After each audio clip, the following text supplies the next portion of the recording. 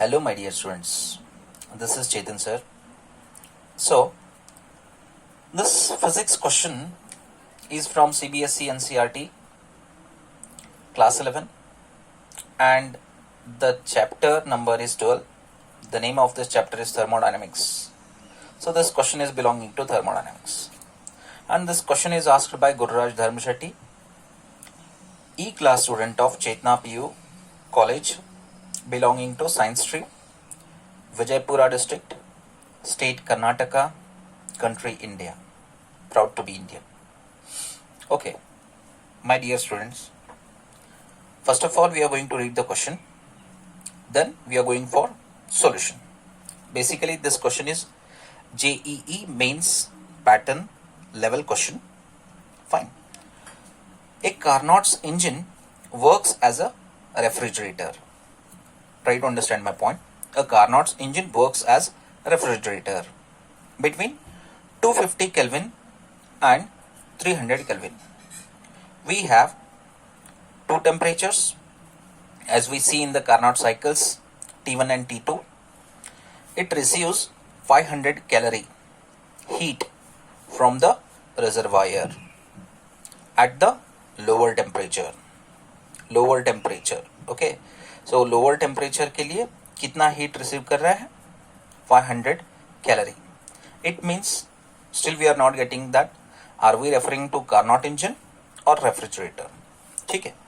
The amount of work done in each cycle to operate the refrigerator is, okay, तो it जो बोला गया है, we are referring to the refrigerator. So we are comparing this refrigerator with the Carnot cycle और Carnot's engine concept. ठीक है, तो Carnot engine से स्टार्ट करते हैं, फिर उसके जो भी पॉइंट्स बनेंगे उसको लेकर हम ये जो रेफ्रिजरेटर वाला कंसेप्ट है, प्रॉब्लम है, सॉल्व करेंगे. So we have 4 answers. देखेंगे कौन सा आएगा. Now first of all we are going to start with the Carnot cycle concept. So ये जो Carnot cycle है, it is all about piston. किसके बारे में? इंजन में जो पिस्टन यूज होता है, ठीक है, piston is fitted to the cylinder. Okay, engine में जो पिस्टन हम फिट करते हैं वो किसको अटैच करते हैं? सिलेंड्रिकल टाइप बॉडी को. So when this make down and up movements, with respect to this हम लोग एक ग्राफ बनाते हैं. ठीक है, वो ग्राफ क्या है? P वर्सेस V करके, जिसको हम PV डायग्राम भी बोलते हैं. And in this we are going to make a cycle. ठीक है, ये साइकिल क्या रहता है? हियर ये साइकिल ऐसे रहता है. I think everyone is remembering this concept. ये होता है आपका आइसोथर्मल एक्सपांशन. ठीक है, आइसोथर्मल एक्सपांशन. और ये क्या होता है? Adiabatic expansion. ठीक है, और ये क्या है? This is nothing but isothermal compression.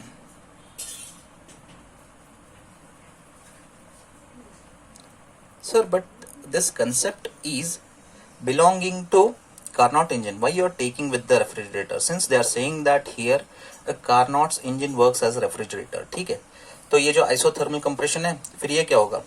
Adiabatic compression. Sir साबित क्या करना चाहते हो? ये लिख के देखिए, पता चलेगा आपको. Now when the heat is given T1, when the temperature is given T1 at this stage, here we get Q1 factor, amount of heat Q1. ठीक है, and after moving at this point, ये जो stage है यहाँ से लेके यहाँ तक पहुँचता है, फिर हमको यहाँ पे क्या मिलता है? At this stage we are going to get Q2, and at this stage we are going to have the temperature T2. ठीक है, ये जो T2 यहाँ पे मिल गया तो हीट कितना मिल गया, Q2 मिल गया। लेकिन ये साइकिल के बीच में जितना भी हमको एनर्जी, जो रिमेनिंग अमाउंट ऑफ एनर्जी मिलता है, will get in the form of work done. Work done, amount of work done to operate what, to operate refrigerator. हमको यही फाइंड करना है। Are you getting my point?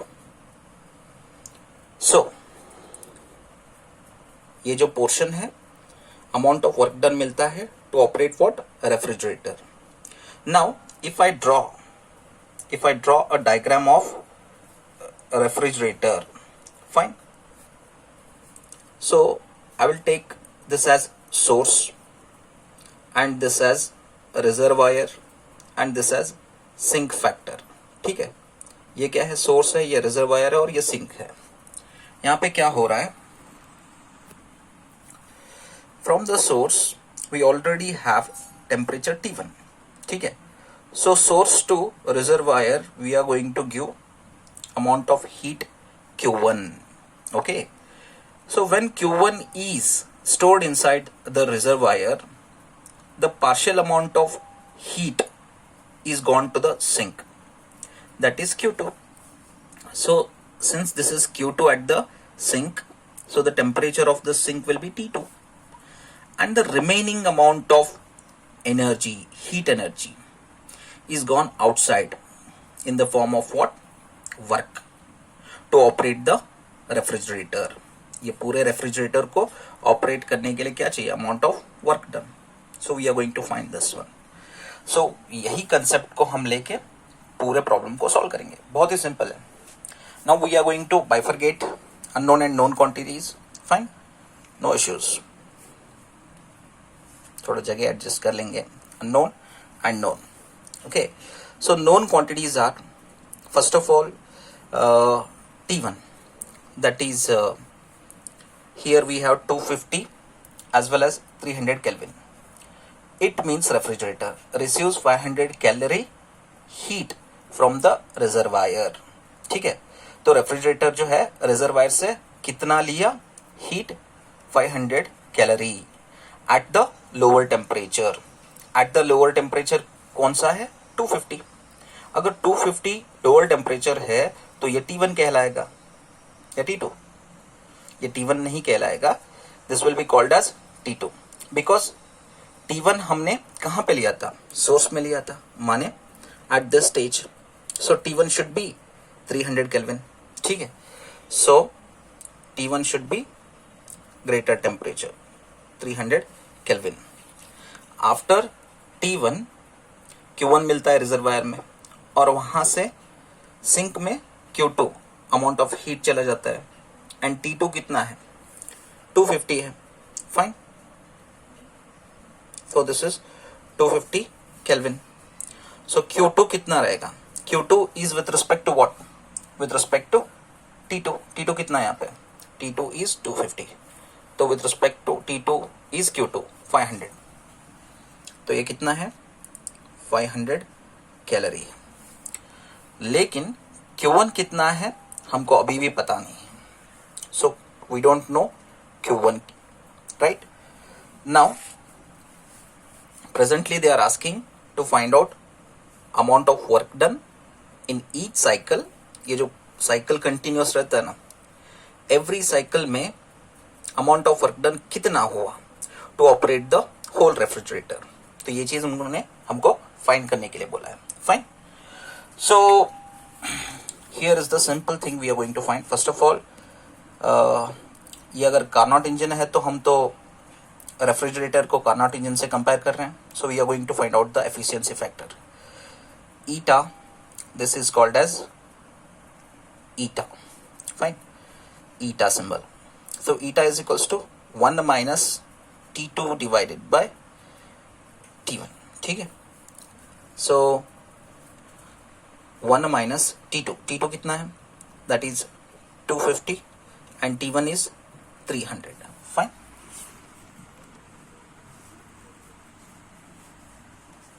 So 0 0 get cancelled.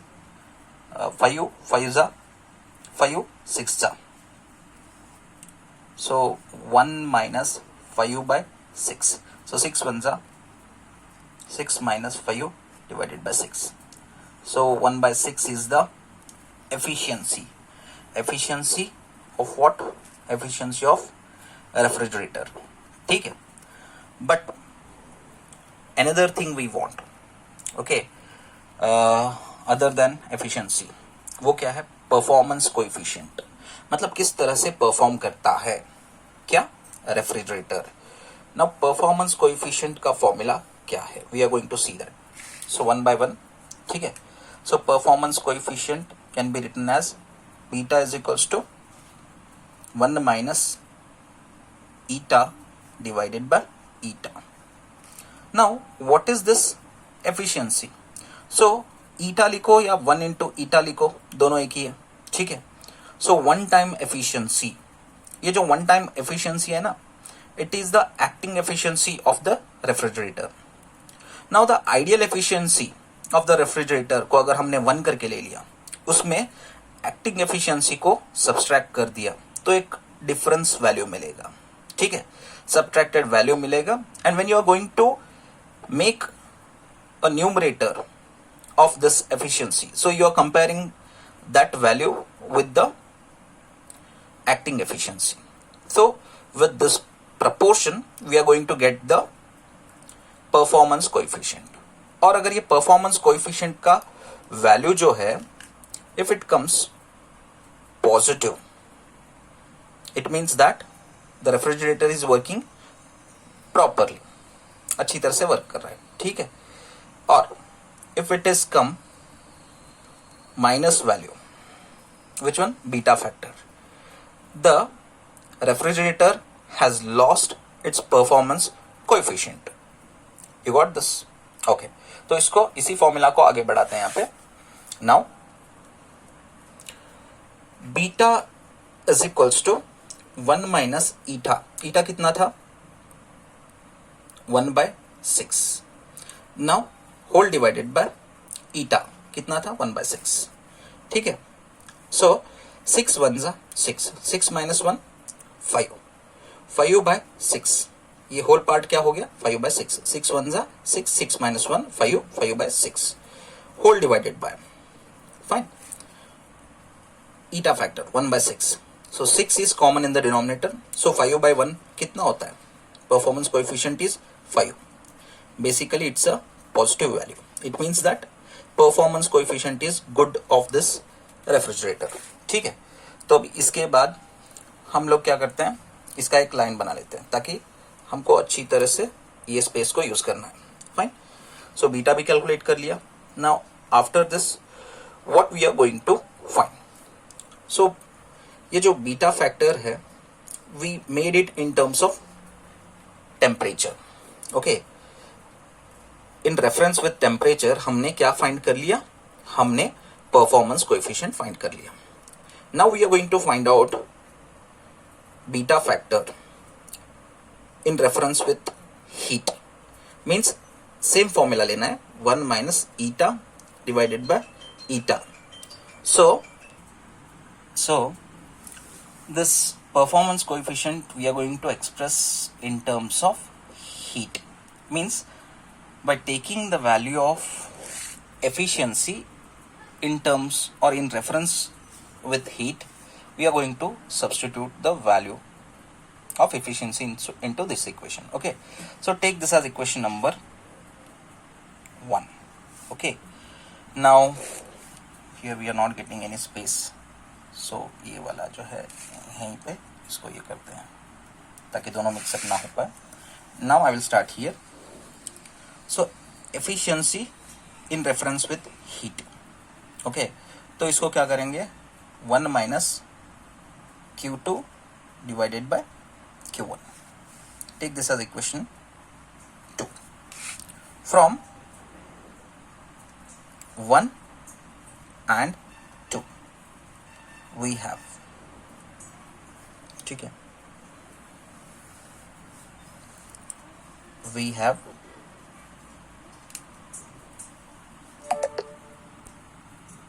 Okay.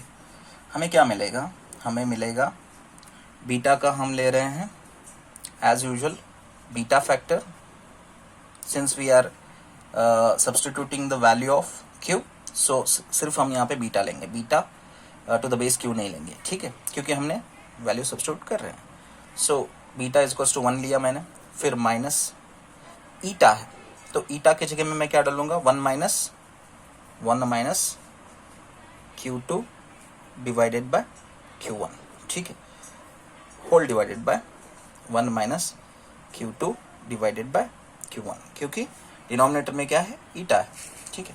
सो अभी ये Q1 यहाँ पे multiply करना है, देखो पता चलेगा ये Q1 यहाँ पे मल्टीप्लाई करना है। सो 1 I'll keep as it is, minus as it is, so Q1 minus Q2 now, so this will be again Q1 whole divided by Q1, 1's are Q1 minus Q2 divided by Q1. now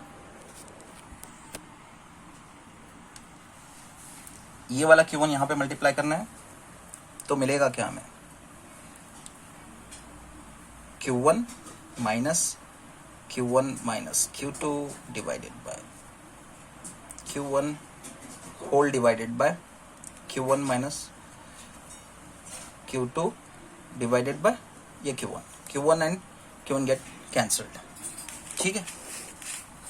अभी इसको देख लो ढंग से, so beta I'll keep as it is, Q1 minus into the bracket Q1 minus Q2, ये जो Q1 और ये जो Q1 है दोनों कैंसिल हो गए।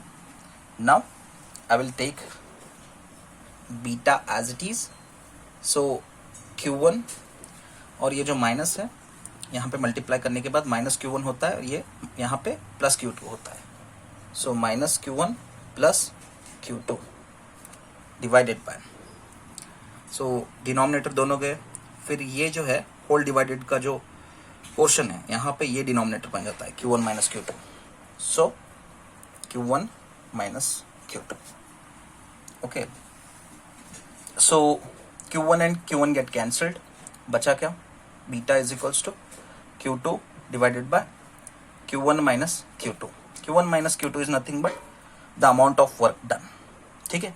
Q में से मैंने Q2 निकाला तो बचा क्या, वर्क डन, क्योंकि because Q1 is equals to Q2 plus work done, amount of work done। तो जब ये Q1 minus Q2 बन जाता है तो वो किसको इक्वल होता है, it should be equals to work done। So in this portion what I have to substitute, work done, amount of work done, so beta is equals to Q2 divided by work done।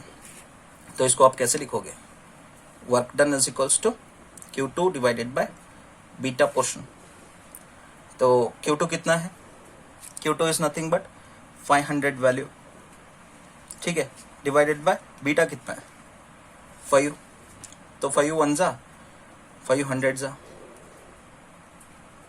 So work done is equals to कितना हो गया हमको 100 calorie मिल गया। Now we know that 1 calorie is equals to 4.184, ठीक है, तो ये क्या है 4.184, this is in terms of joules, क्या है इन टर्म्स ऑफ जूल्स।